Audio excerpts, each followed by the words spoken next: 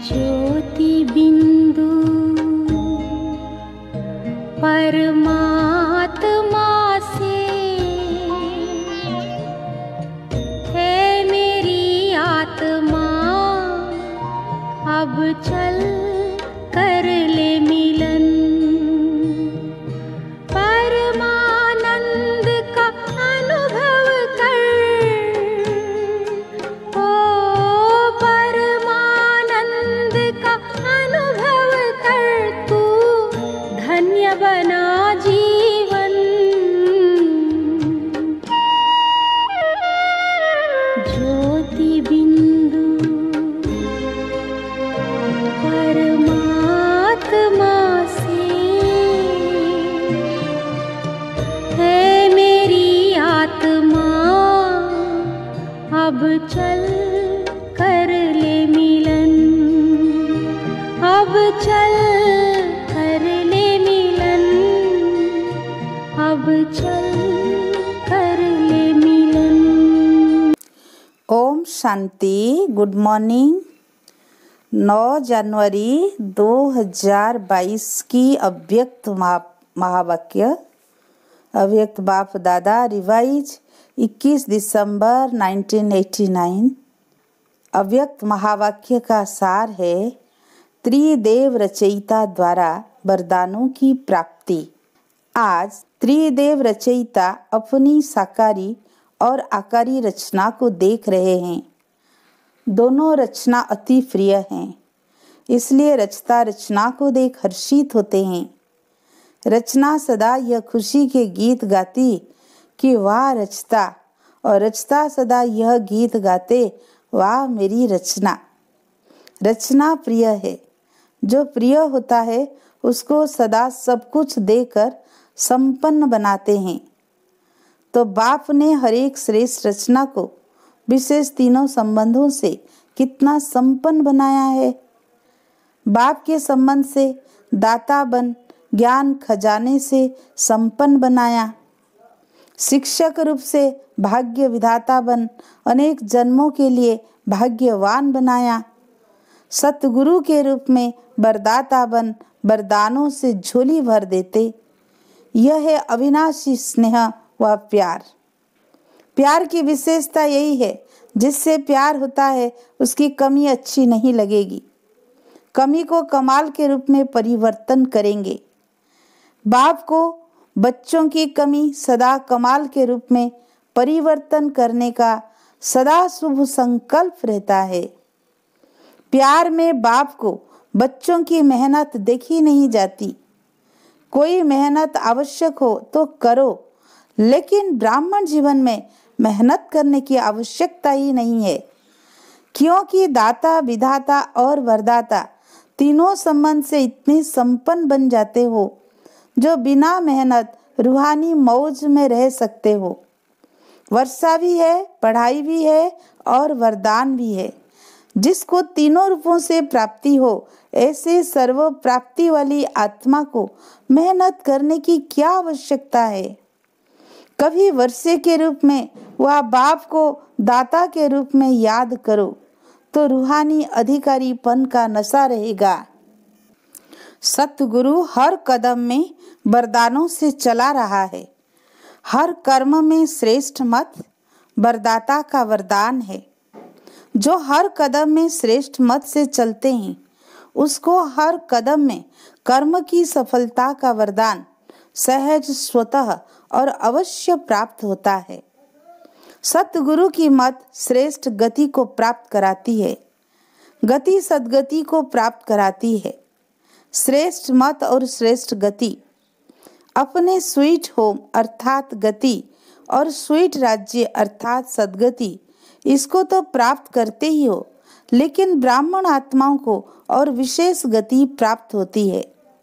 वह है इस समय भी श्रेष्ठ मत के श्रेष्ठ कर्म का प्रत्यक्ष फल अर्थात सफलता। यह श्रेष्ठ गति सिर्फ संगम युग पर ही आप ब्राह्मणों को प्राप्त है। इसलिए कहते हैं जैसी मत वैसी गत। वो लोग तो समझते हैं मरने के बाद गति मिलेगी, इसलिए अंतमति सो गति कहते हैं। लेकिन आप ब्राह्मण आत्माओं के लिए इस अंतिम मर्जीवा जन्म में हर कर्म की सफलता का फल अर्थात गति प्राप्त होने का वरदान मिला हुआ है। वर्तमान और भविष्य सदा गति सद्गति है ही है। भविष्य के इंतजार में नहीं रहते हो। संगम युग की प्राप्ति का यही महत्व है। अभी अभी कर्म करो और अभी अभी प्राप्ति का अधिकार लो। इसको कहते हैं एक हाथ से दो, दूसरे हाथ से लो। कभी मिल जाएगा वह भविष्य में मिल जाएगा, यह दिलासे का सौदा नहीं है। तुरंत दान महापुण्य ऐसी प्राप्ति है। इसको कहते हैं झटपट का सौदा। भक्ति में इंतजार करते रहो, मिल जाएगा मिल जाएगा। भक्ति में है कभी और बाप कहते हैं अभी लो। आदि स्थापना में भी आपकी प्रसिद्धता थी कि यहाँ साक्षात्कार झटपट होता है और होता भी था। तो आदि से झटपट का सौदा हुआ। इसको कहते हैं रचता का रचना से सच्चा प्यार। सारे कल्प में ऐसा प्यारा कोई हो ही नहीं सकता। कितने भी नामी ग्रामी प्यारे हो, लेकिन यह है अविनाशी प्यार और अविनाशी प्राप्ति। तो ऐसा प्यारा कोई हो ही नहीं सकता। इसलिए बाप को बच्चों की मेहनत पर रहम आता है। वरदानी सदा वर्षे के अधिकारी कभी मेहनत नहीं कर सकते। भाग्य विधाता शिक्षक के भाग्यवान बच्चे सदा पास विथ ऑनर होते हैं, ना फेल होते हैं, ना कोई व्यर्थ बात फील करते हैं। मेहनत करने के कारण दो ही है, या तो माया के विघ्नों से फेल हो जाते, वह संबंध संपर्क में चाहे ब्राह्मणों के चाहे अज्ञानियों के, दोनों संबंध में कर्म में आते छोटी सी बात में व्यर्थ फील कर देते हैं, जिसका आप लोग फ्लू की बीमारी कहते हो। फ्लू क्या करता है?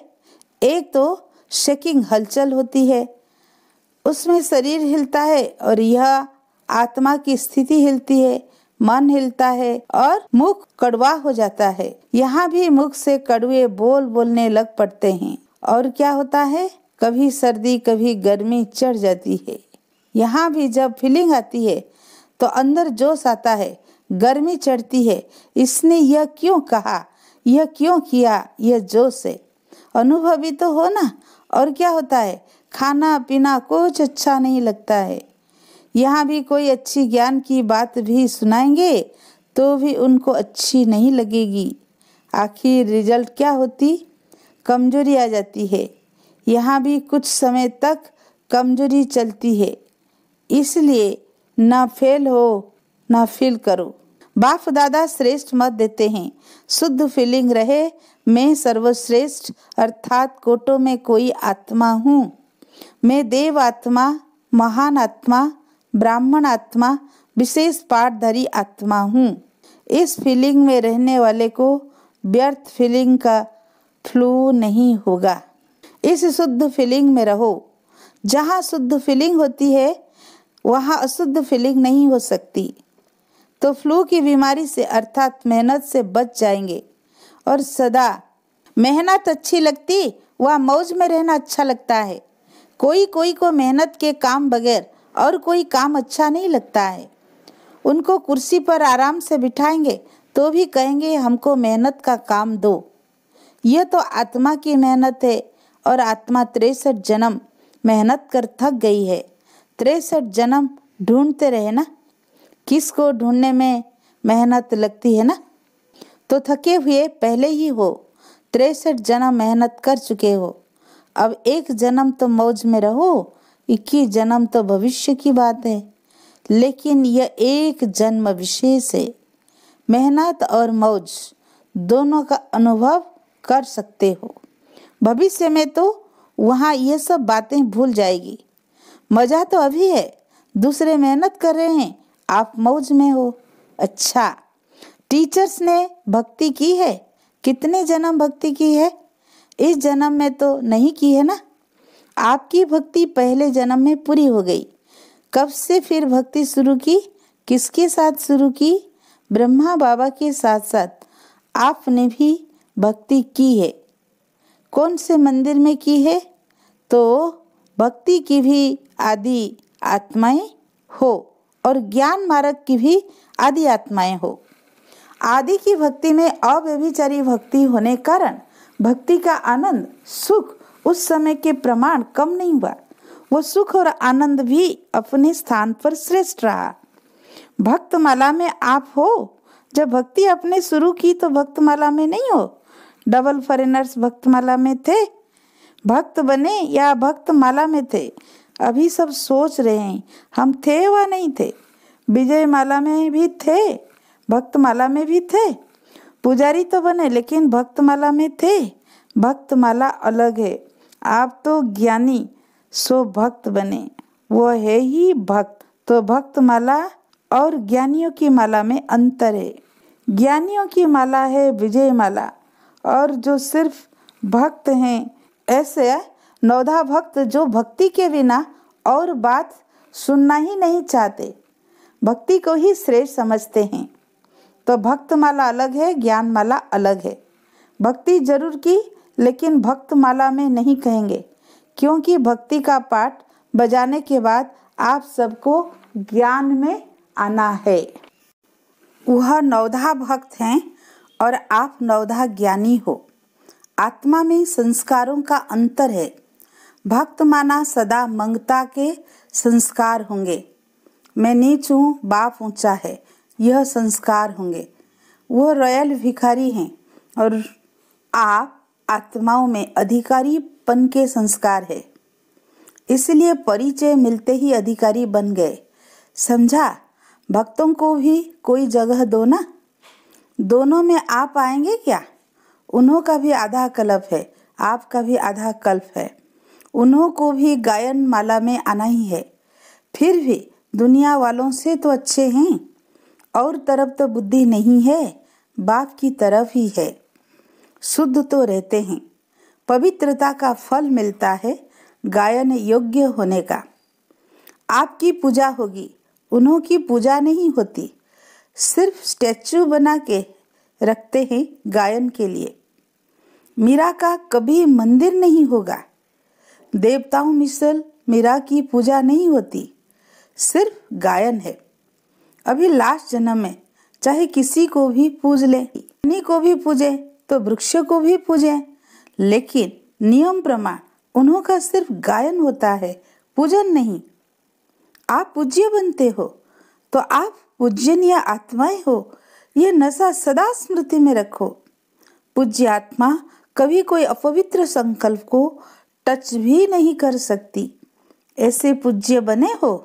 अच्छा, 4 और के वर्षे के अधिकारी आत्माओं को सदा पढ़ाई में पास हुई तो अनर्स होने वाले, सदा वरदानों द्वारा वरदानी बन औरों को भी वरदानी बनाने वाले, ऐसे बाप शिक्षक और सतगुरु के प्यारे, सदा रूहानी मौज में रहने वाली श्रेष्ठ आत्माओं को बाप दादा का याद प्यार और नमस्ते। हम रूहानी बच्चों की रूहानी बाप दादा को याद प्यार, गुड मॉर्निंग, नमस्ते नमस्ते। प्यारे बाप दादा को शुक्रिया शुक्रिया शुक्रिया। पार्टियों से पंजाब राजस्थान ग्रुप, सदा अपने को होली हंस अनुभव करते हो। होली हंस अर्थात समर्थ और व्यर्थ को परखने वाले। वह जो हंस होते हैं वो कंकड़ और रत्नों को अलग करते हैं, मोती और पत्थर को अलग करते हैं। लेकिन आप होली हंस किसको परखने वाले हो? समर्थ क्या है और व्यर्थ क्या है, शुद्ध क्या है और अशुद्ध क्या है। जैसे हंस कभी कंकड़ को चुग नहीं सकता, अलग करके रख देगा, छोड़ देगा, ग्रहण नहीं करेगा। ऐसे आप होली हंस व्यर्थ को छोड़ देते हो और समर्थ संकल्प को धारण करते हो। अगर व्यर्थ आ भी जाए तो धारण नहीं करेंगे। व्यर्थ को अगर धारण किया तो होली हंस नहीं कहेंगे। वह तो बगुला धारण करता है।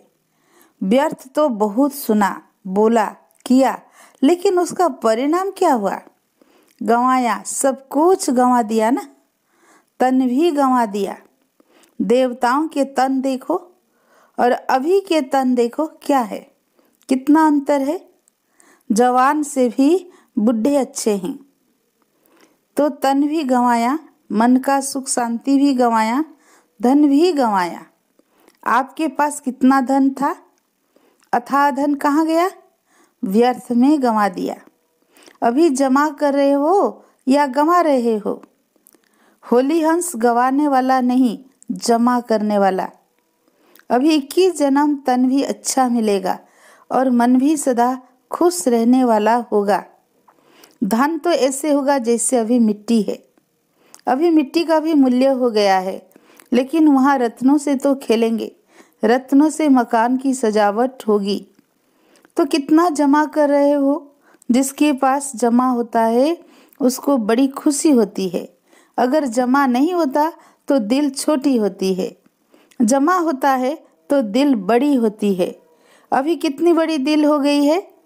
तो हर कदम में जमा का खाता बढ़ता जाता है, या कभी कभी जमा करते हो। अपना चार्ट अच्छी तरह से देखा है। ऐसे समय पर भी कभी कभी व्यर्थ तो नहीं चला जाता। अभी तो समय की वैल्यू का पता पड़ गया है ना। संगम का 1 सेकेंड कितना बड़ा है।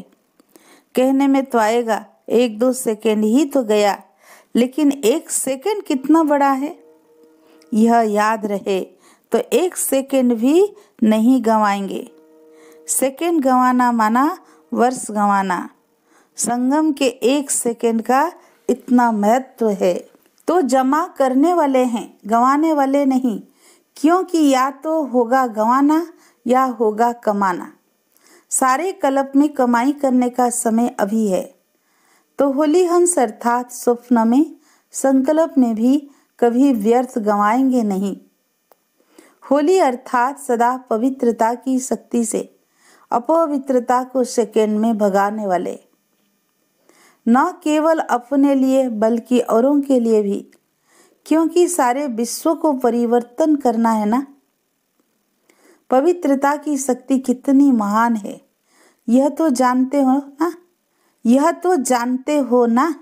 पवित्रता ऐसी अग्नि है जो सेकेंड में विश्व के कीचड़े को भस्म कर सकती है। संपूर्ण पवित्रता ऐसी श्रेष्ठ शक्ति है। अंत में जब सब संपूर्ण हो जाएंगे तो आपके श्रेष्ठ संकल्प में लगन की अग्नि से ये सब कीचड़ा भस्म हो जाएगा। योग ज्वाला हो। अंत में ऐसे धीरे धीरे सेवा नहीं होगी। सोचा और हुआ, इसको कहते हैं विहंग मार्ग की सेवा।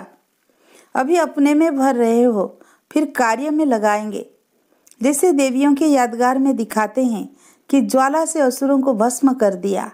असुर नहीं, लेकिन आसुरी शक्तियों को खत्म कर दिया। ये किस समय का यादगार है, अभी का है ना। तो ऐसे ज्वालामुखी बनो। आप नहीं बनेंगे तो कौन बनेगा। तो अभी ज्वालामुखी बन, आसुरी संस्कार, आसुरी स्वभाव सब कुछ भस्म करो। अपने तो कर लिए हैं ना, या अपने भी कर रहे हो। अच्छा, पंजाब वाले निर्भय तो बन गए, डरने वाले तो नहीं है ना। ज्वालामुखी हो, डरना क्यों। मरे तो पड़े ही हो, फिर डरना किससे। और राजस्थान को तो राज्य अधिकार कभी भूलना नहीं चाहिए। राज्य भूल करके राजस्थान की रेती तो याद नहीं आ जाती।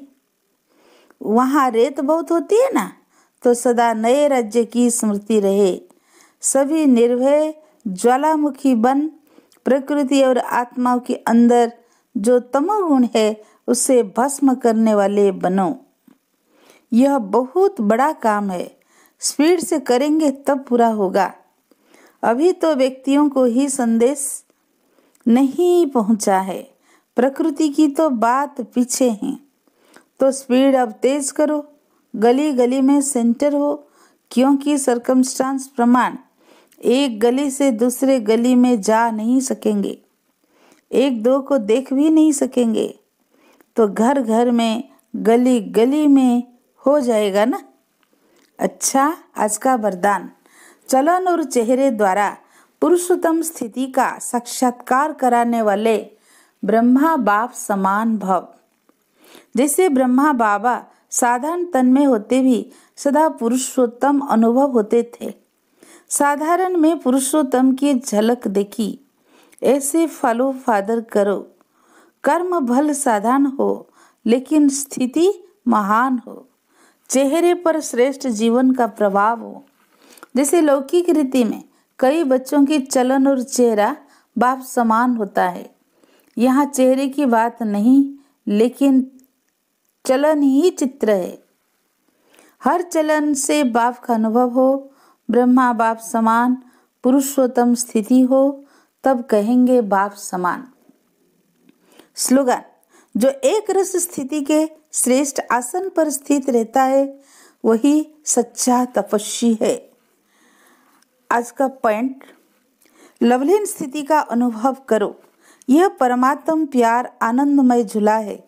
इस सुखदायी झूले में सदा झूलते रहो। परमात्मा प्यार में लवलीन रहो तो कभी कोई परिस्थिति व माया की हलचल आ नहीं सकती। अच्छा, ओम शांति।